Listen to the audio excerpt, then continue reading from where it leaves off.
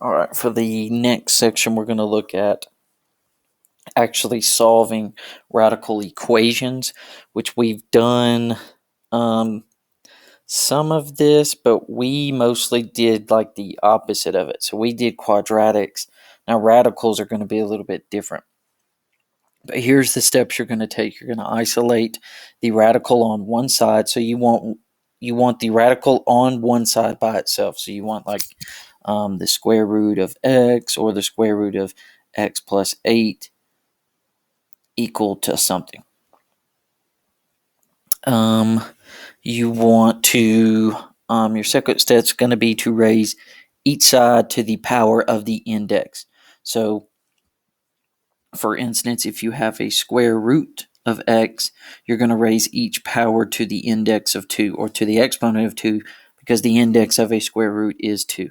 If you have a cube root, so let's say that you have a cube root, you're going to put each side to the exponent of 3, which we'll go over some examples. Then you're going to solve the remaining equation.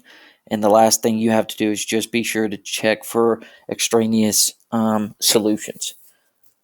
So we'll look at a few different examples. So let's look at number 1. This will be a good example to do. We've got the square root of x. And then outside of the square root, we have plus 5 equal to 12. So we need to isolate this square root of x first and get rid of this plus 5. So we're going to subtract 5 on both sides. We'll get the square root of x is equal to 7. Now, we've isolated our variable, so our second step is to raise the side of each equation to the power of the index to eliminate our radical.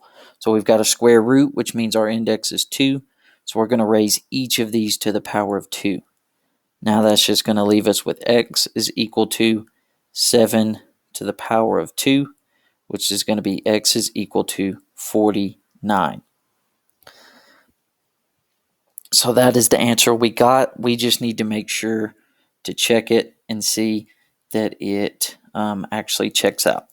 So if we plug in the square root of 49 inside our radical, plus 5 equal to 12, we'll end up getting 7 plus 5, which is equal to 12.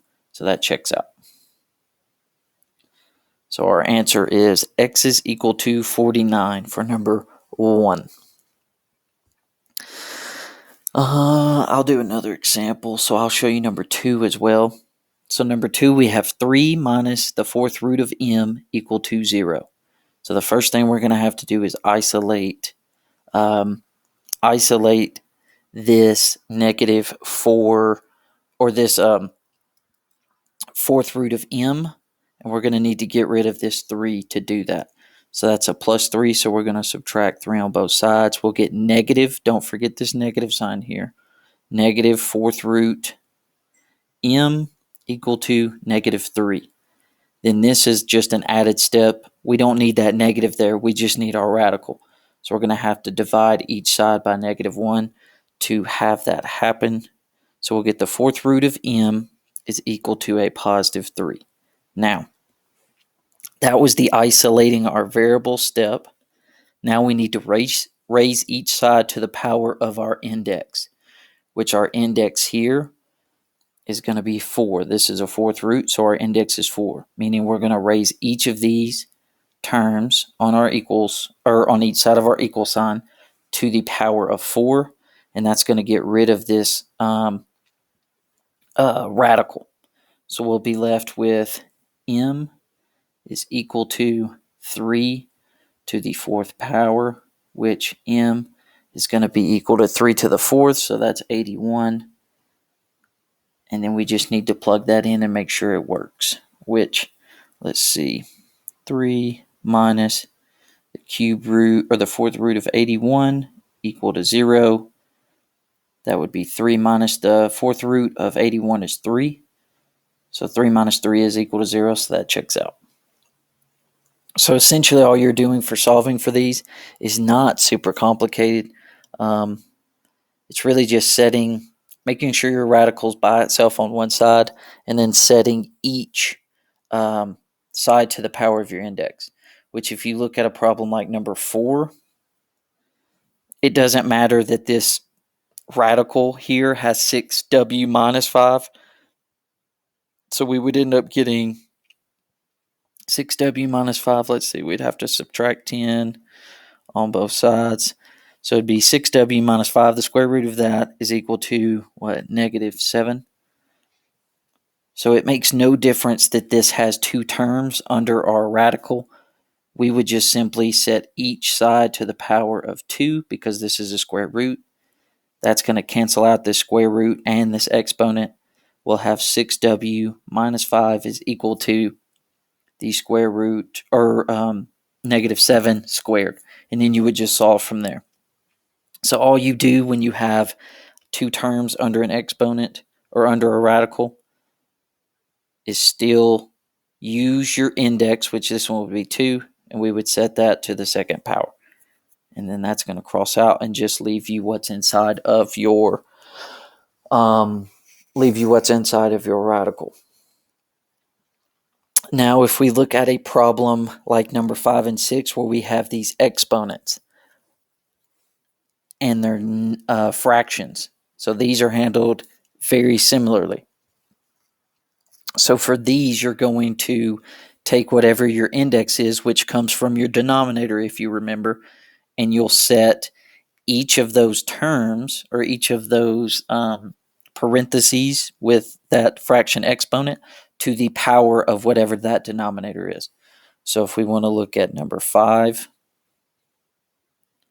we would take, first thing we need to do is isolate this c minus 12 to the 1/2. So we're going to get rid of this negative 9 here by dividing on both sides, which will give us 4 equal to c minus 12 to the square, or to the exponent of 1/2. Now, if we want to get rid of that exponent of 1/2, we would take all of our right side to the second power and our left side to the second power. Now, this is going to cancel out both of those exponents and give us 4 squared equal to c minus 12, which that's going to give us, let's see, 4 squared would be 16 equal to c minus 12. If we want to solve this, we need to add 12 to both sides. That's going to give us 28 is equal to c. And then we just need to make sure that this checks out. So we need to, we need to take our original equation and plug 28 in for c, which when we plug that in, we would get, negative 36 equal to negative 9, c minus 12. Well, actually, it's not c minus 12. It would be 28 minus 12. 28 minus 12 to the 1/2. So that's going to give us, negative 36 equal to negative 9. In parentheses, we would have 28 minus 12 is 16. 16 to the 1/2 is 4. 4 times negative 9 would be 36, so that checks out. So your answer for number 5 would be 28 is equal to c. So whenever you have this fraction as an exponent, all you've got to do to get rid of it is isolate it to begin with, and then just take each side to the power of your denominator. All right, let's look at, I think I've got one last example to look at. Yeah. So on the back of your notes, we've got some problems where we have radicals on both sides, but that's fine, because what you're going to do is, I'll show you number 9. What you're going to do is take the exponent of both sides, and it'll end up canceling out those. So if we look at 9, we've got square root u minus 4 or u minus 8 equal to the square root of 43 minus 2w, or 2u. So each of those radicals are isolated because on each side it's only just that radical. So if we want to get rid of that radical, we need to set each, and actually I'll do number 10, because number 10 is a fourth root, so it's a little bit harder. So if we look at 10, each of those are still isolated, each of those radicals, and we want to set each to the power of our index. So our index here is 4, so we're going to set each of these to the power of 4, which is going to get rid of the exponent and the radical. So we'll have 27 minus 2d equal to d minus 3. And then we just solve for d.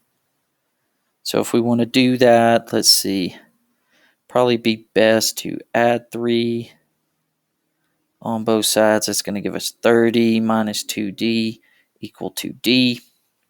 And then we'll add 2d on both sides. So that will give us 30 equal to 3d. And let's see, we would divide 3 on both sides, and we would get d is equal to 10. We just need to check for extraneous values. So let's see, when we plug that in, let's see if it would give us one. 10, that'd be 7, so that'd be the fourth root of 7 equal to, yeah, it'd be the fourth root of 7 on both, so that would check out.